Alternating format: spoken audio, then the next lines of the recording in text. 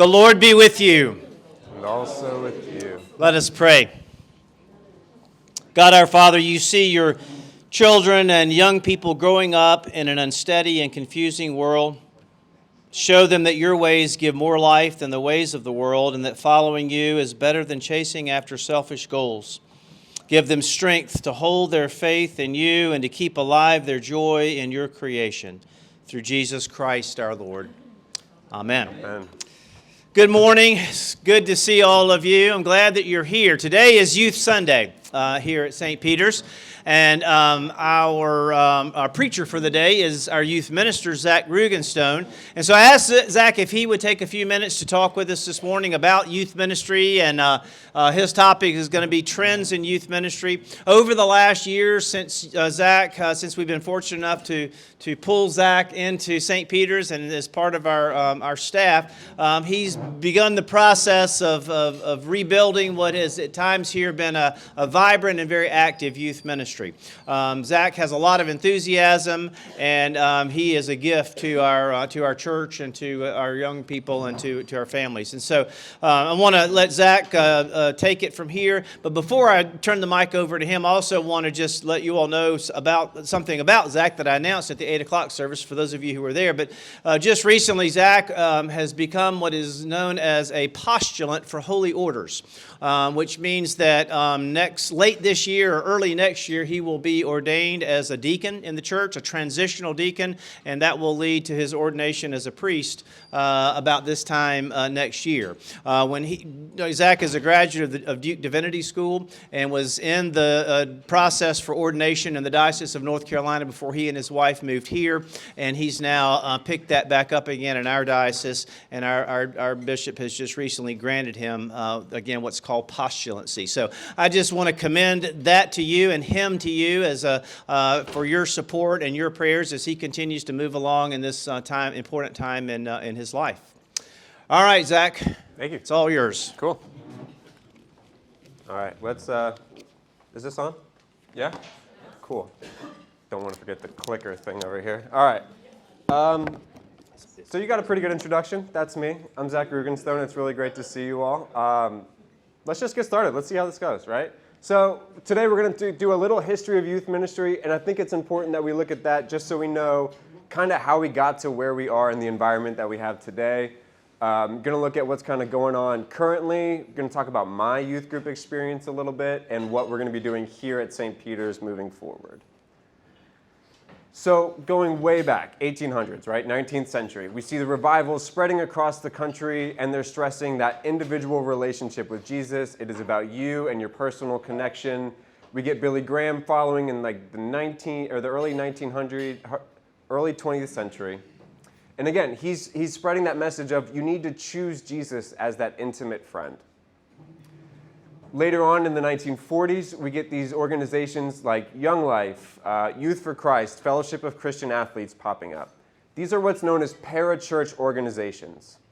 They are outside of the church. They're not associated with any specific denomination, but they're working with the church. Now, the goal of these organizations is to take churched adults and bring in unchurched youth and have them working together. And that is all well and good, and we love the idea of that. But there were some unforeseen consequences of both of these things in the early 20th century. One of them is the reality just that these parachurch organizations had young, sometimes untrained staff. Very young staff, my age, right? And so they also had a very tight age demographic which they're reaching out to, youth 13 to 18. So this is a very small number of years of age, that a very small age gap that they're looking at, that they're addressing. There is no continuity for the youth once they return after they leave high school, right? There's no legacy, there's no denominational tie here in these parachurch organizations. Similarly, the individualism doesn't really leave us with an emphasis on the denomination. There's no liturgy. There's no community. There's no tradition. None of that is stressed in the revivals, in the message of individualized relationship with Jesus. So that's kind of how we, and so really quickly, that's not to say that they're bad. That's not my point. They're just different.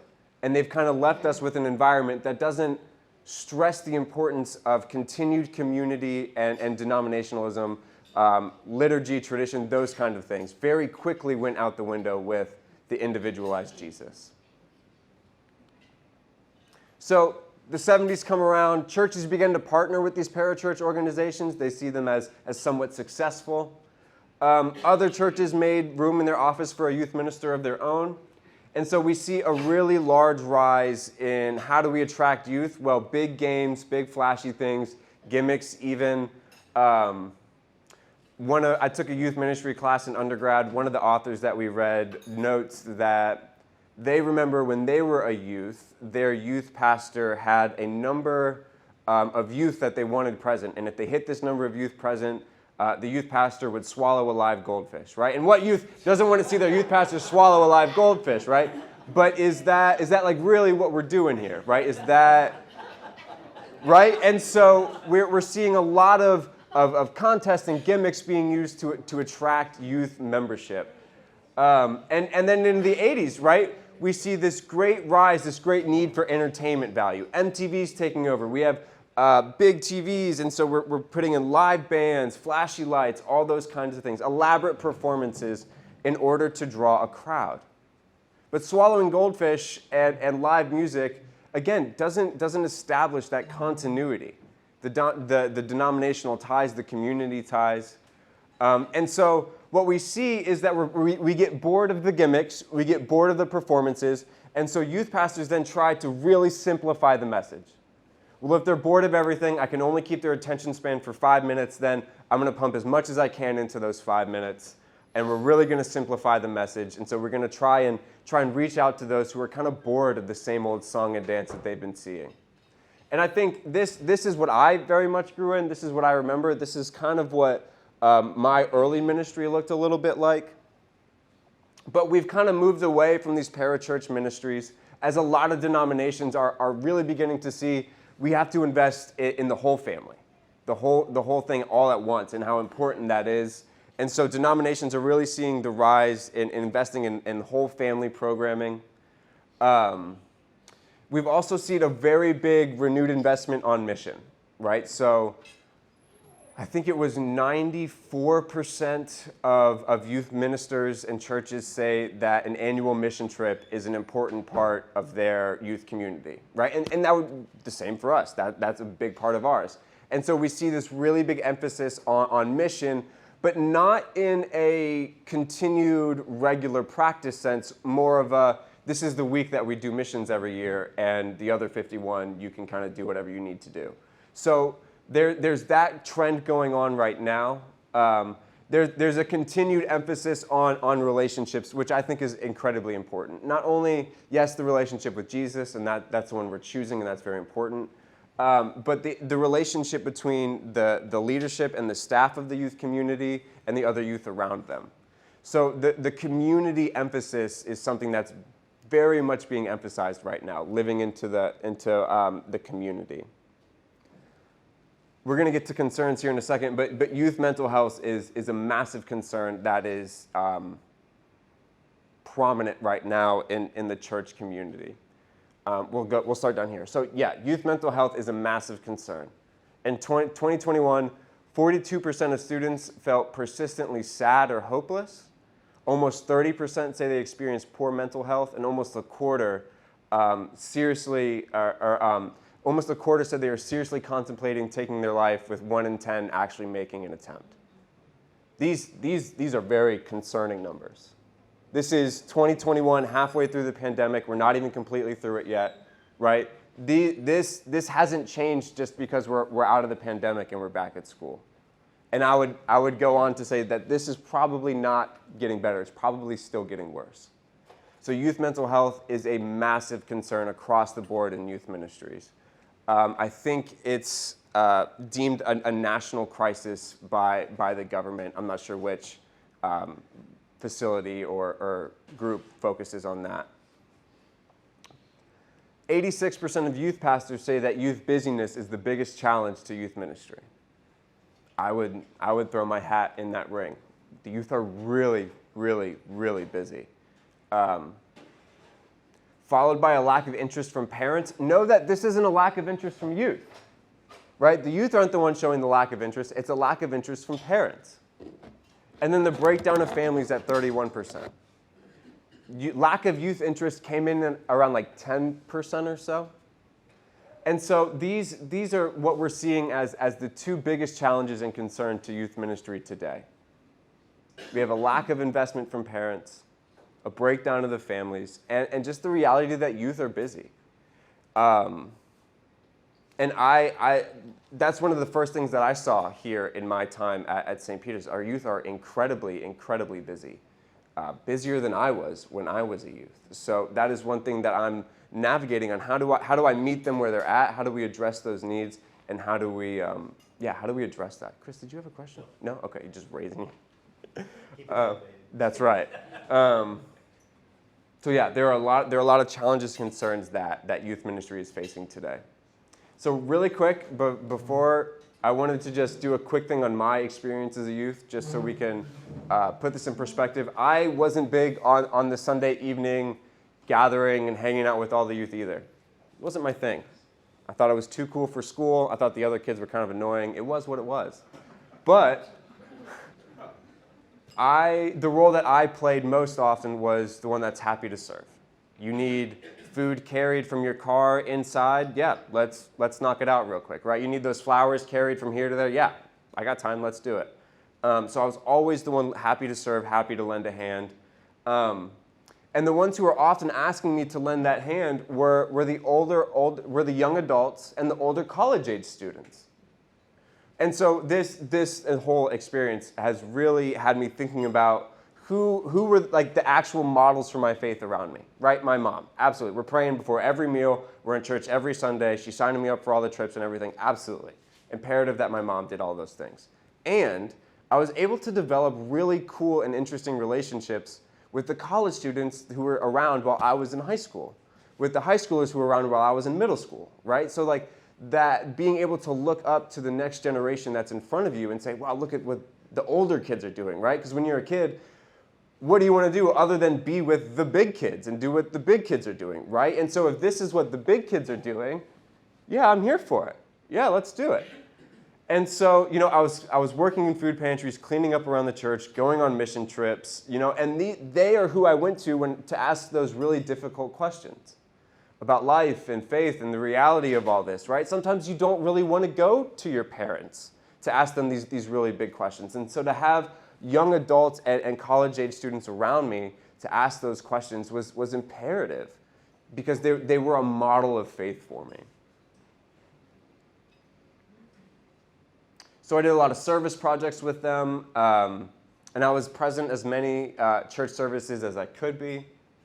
And so when I eventually did reach that period of uncertainty in my life, which we all inevitably do, I fell back onto what I knew.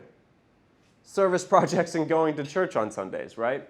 And so what that looked like for me was graduating college. I had a criminology degree I didn't want to touch because law enforcement was just not it for me at the time.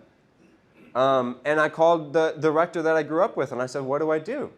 He said, well, there's an organization in Chapel Hill where you can go and just do service for a year, and they'll cover your housing, and they'll cover your food. Great. Housing and food's covered. Sign me up. Let's do it, right? And so that leads me to Duke. Duke leads me here. And so it's really the foundation that I formed in my youth of working with those older adults, working with those college students who kind of showed me where my priority was, and really like my identity of who I was being formed all along the way without like me really understanding what was going on, right? Like I thought I was just hanging out with all the cool kids at church.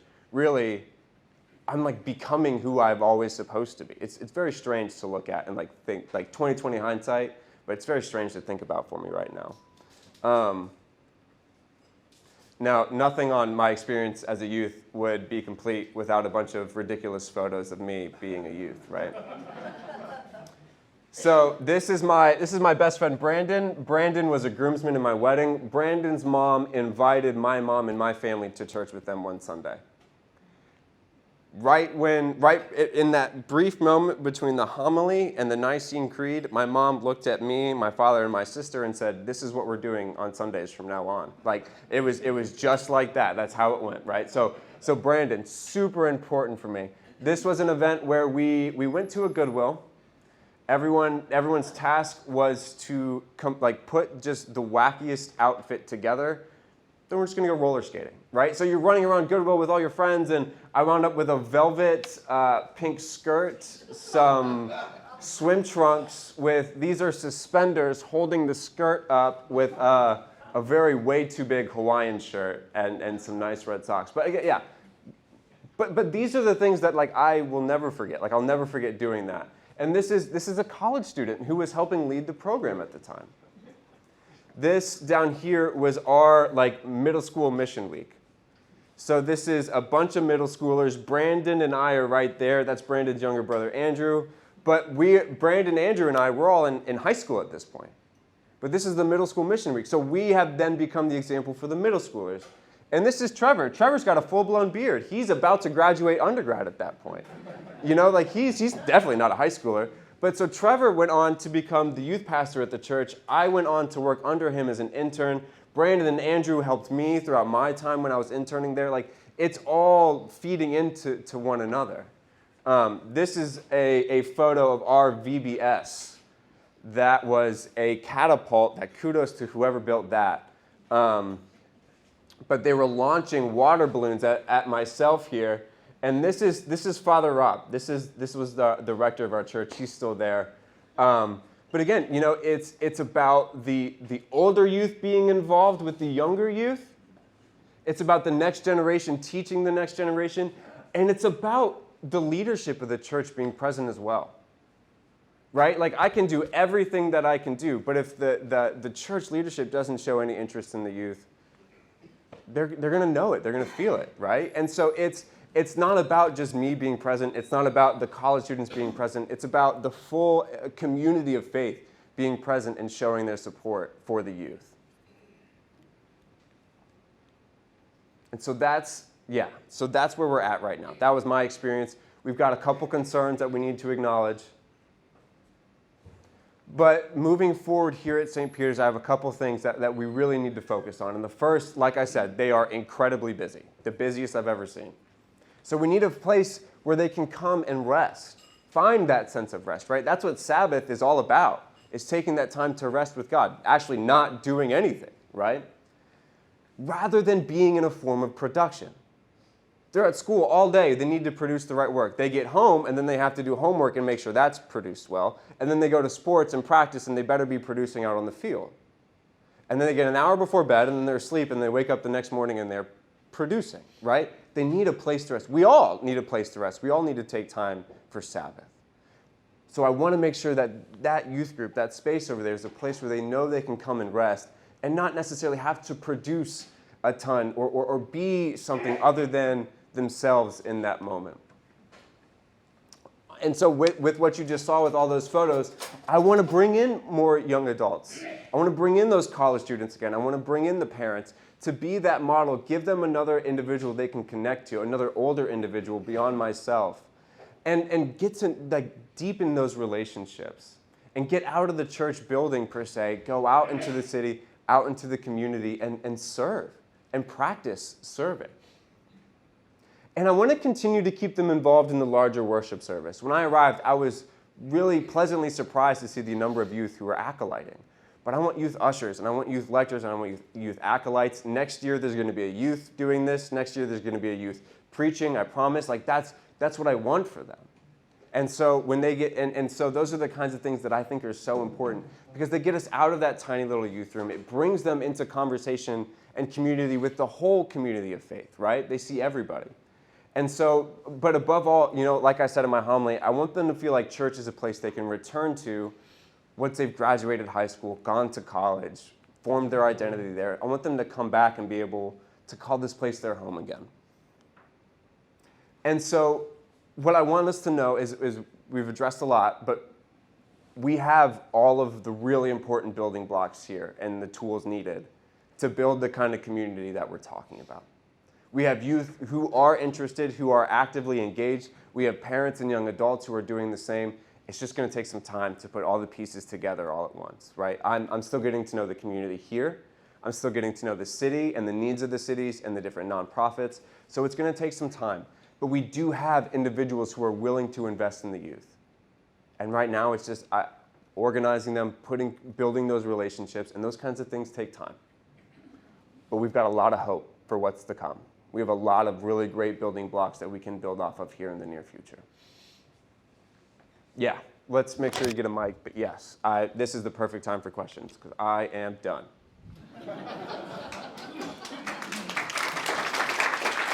Thank you. So, Zach, on your last point, I was thinking two things. Yeah. One is we have a church picnic coming up in a We couple do. of weeks. And rather than just setting up, we always need some grillers and maybe get them in the food service line where you mix them up more with the adults Yeah. instead of them just, is it still going on? By themselves. The other thing is, have you thought about having them go to the Rockwell House over at WashU? Tell me about the Rockwell House. Well, that's the, Is that the Episcopal Campus Ministry over there? yes. Yeah. Yes. Okay. No, I had not thought about that yet. So you were talking about interacting with college students Yeah. and stuff like that, and I'm Yeah, sure absolutely. they have service programs, but it might interest them. That is a great idea. going Yeah, to the Rockwell absolutely. House, so. And back to your comment on the picnic and the garden party too, right? Like those are very similar events, great opportunities for youth to lend a hand. I've reached out to a number of them, and this is that time of year where they have finals, they have that extra practice because the team's going to state, right? And they're saying goodbye to a ton of friends as graduation comes up, and the ACTs and all those things, right? And so the youth are really feeling a lot of pressure from different directions right now. But I agree with you. I think it's imperative that they continue to volunteer with the adults of the community, right? And not that the youth are the source of volunteers, but volunteering is a means to grow the relationship between the adult volunteers and the youth volunteers. And so it's a collaborative thing, and I think that's something that some churches miss, and I haven't seen that here yet, but I think some churches can miss the collaborative aspect rather than the understanding that the youth are like this workforce, and we need to make sure we get the youth involved for this. I mean, Shrove Tuesday, Pancake Supper, yeah, that's us up front, and there are some incredible adults back there. But again, it's the coming together and doing it together aspect of it. Rockwell House, that is a great idea. Thank you for that. To your point, it seems like if people are visiting and they see kids ushering and they see Yeah. somebody, they see kids acolyting, that's all they see now. But if they see kids ushering and they see kids in other roles, Yep. we want to be where we see ourselves. And so that will attract, that's going to attract more families, more kids are going to be likely to come because they see themselves there. Absolutely, yeah, and I absolutely agree, and that was one of the reasons why I did decide to come here, because I saw that seed being planted of youth acolytes, the continued presence in the service, and they're doing a great job at it, right? They're not like running around up there floundering, right? They're up there with the cross and the candles, and they're doing a really great job, and they take it seriously. But yes, I think you're absolutely right. And I don't know. I'm excited for my kids to acolyte and lector. I don't even have any yet, right? So, but it's that idea. I know my mom's excited for that photo of the grandkids acolyting. That's going to be a really, really special day for her. And she still has photos of me in my white acolyte robes, preaching those homilies. Those are in frames up around my mom's house. So those are really special memories that parents can hold on to, that I, when I was a youth, held on to, and that they're going to remember too. So yeah, I absolutely agree.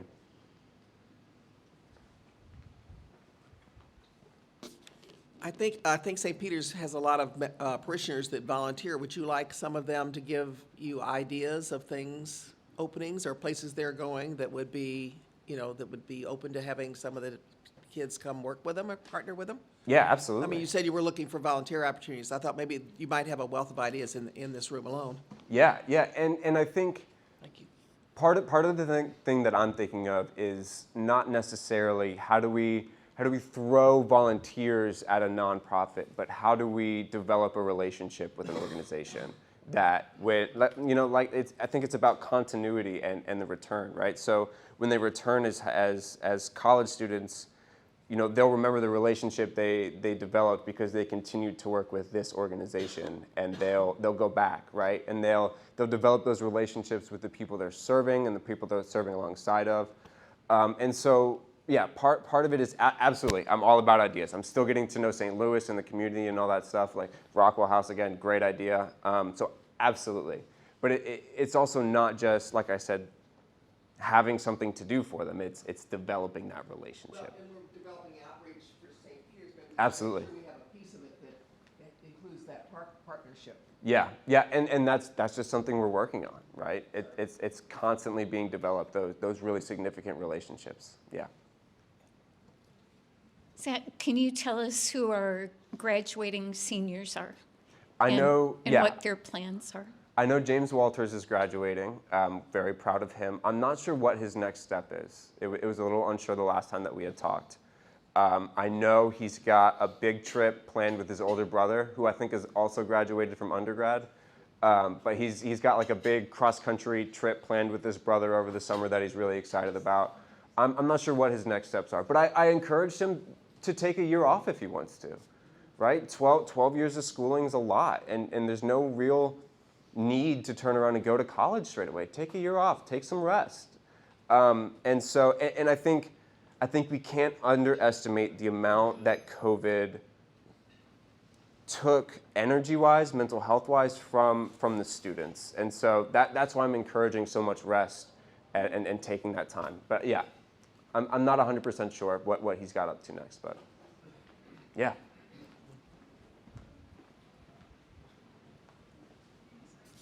Dudley's question reminded me to ask, what generally are your numbers, and are there youth in our congregation who are not part of your group who might be reached out to? Yeah. So we've had a dozen one evening, and that there were a dozen of us in that little room over there, and it got a little tight, and so we had to branch out and do stuff. But it was a really great problem to have, right? Having too many youth in one room at one time is a really great problem. Typically, closer to the winter, we had about 6 to 7 every Sunday evening, which was really cool. As the spring has come up, we've seen the numbers kind of dwindle off, especially like right after Easter, and the weather's nice and sports are picking up and all those things. And so I'm trying to figure out how do I make youth ministry continue to be relational? How do I reach out to them and go meet them where they are? Is kind of a train of thought that I have. So yeah, around 6 to 7, which is a really healthy, perfect group where we can have those kind of really important conversations. And I think I'm a big Easter, Christmas, Mother's Day kind of guy. Big church holidays. But it's always really interesting to me to see the families that are there. And I see who's present on Sunday evenings with me. I see who has been in the past, and I see who I've never heard from. And so I try and make that point to go up to introduce myself and whatnot. But there are youth who acolyte who don't come on Sunday evenings, who I've talked to their parents, and their parents just said they're just too busy. And I think there's something really unique about this community being right across the street from MICDS, sending a lot of our youth to private Christian schools already. Here's the truth, if I'm a parent and I'm paying a tuition to send my kid to a private Christian school, if I'm paying a tuition to send multiple kids to a private Christian school, I'm paying a lot of money to do that. Maybe they don't need an extra hour of Christian education on a Sunday evening, right? Like I get that, I totally get that. But that's why it's not about the curriculum, the content, the pedagogy that I'm teaching, right? It's about rest. It's about community. It's about coming together and resting together and having a place where we can do that. Yeah, does that answer your question? Yeah. Cool. Yeah. Zach, in all fairness, Sandy. oh, I'm sorry. Zach, in all fairness, Yes, I sir. think of a private Christian school as being more like Westminster. Okay. MICDS is more secular. Yeah. I mean, it's not really a private Christian school, although there's a heavy Christian tradition there. Sure. It is not a Christian school. Okay. Okay. Yeah, thank you for that. Zach, can you say any more about what the research shows about the concerns around mental health and some of the emotional instability that we're seeing with young people? Yeah. What we're seeing right now is a lot of statistics coming out on the other side of COVID.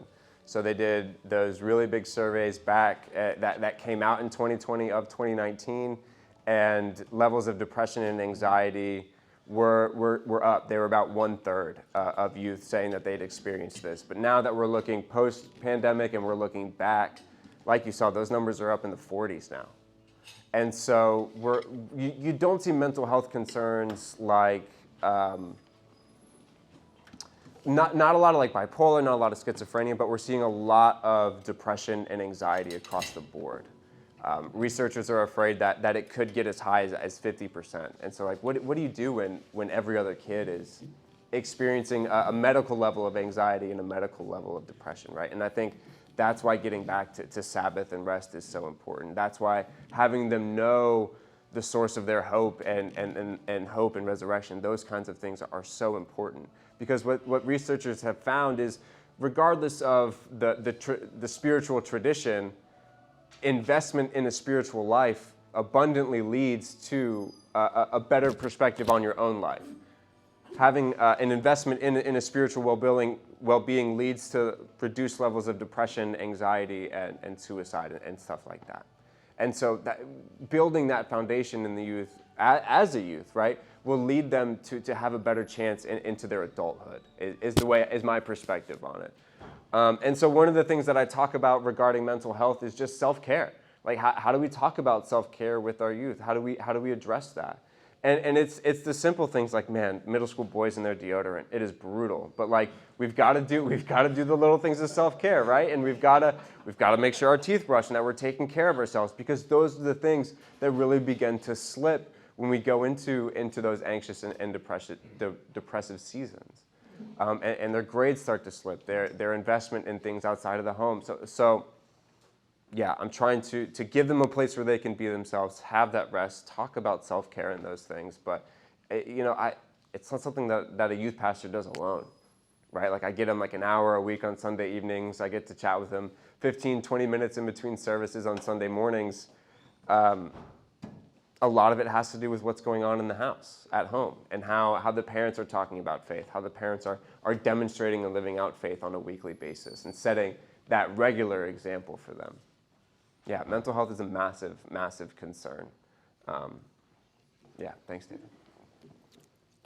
I thought it would also be interesting, along with the Warshu Campus Youth contact, to maybe sister group or brother group, whichever adjective you want to use, with another congregation. Yeah. The congregation could be Episcopalian, like in Creve Coeur, I forgot, St. Timothy? St. Timothy's, yep. Or alternatively, we're joined at the hips with Lutherans. And We are. A lot of Lutheran churches have Lutheran schools. And they have a larger, the Lutheran churches with youth schools have a larger population, so it might be interesting to link on the hip with them for a service project. Yeah, absolutely. And we're partnering with the Church of St. Michael, St. George for our middle school mission week and our high school mission trip this summer, which is really cool because we share a lot of the same audience. Like, we're sending our students to a lot of the same schools as St. Michael, St. George. So some of them are already friends, and it's really cool to partner with them in that way. And I would add the Methodists to that conversation, right? Now that the Methodists are experiencing their split in their schism, but depending on where you fall on that, we're pretty close to the Methodist Church now too. Well, we actually are a superset of the Method Episcopalians from Anglican England. That's right. Yeah. So we are brothers and sisters there. So there's no reason we can't partner with those churches outside of our own walls, and I think it's a really cool opportunity to do that. Yeah.